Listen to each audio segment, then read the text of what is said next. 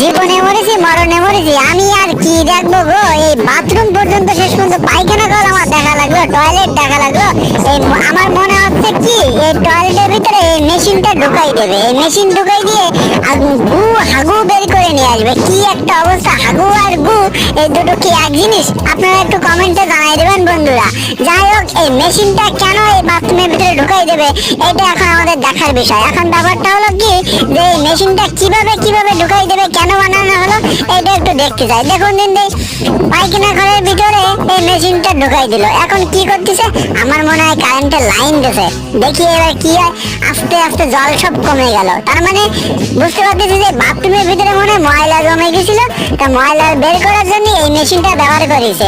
এই মেশিনটা কি বাঙালি বানাইছে কি চায়নারা বানাইছে একটু জানার দরকার ছিল, নাকি ইন্ডিয়ারা বানাইছে? ইন্ডিয়ারা তো পাগল, ওরা তো গু নিয়ে কাজ করে, হতে পারে ইন্ডিয়ারা বানাইছে, কিন্তু আমার মনে হয় না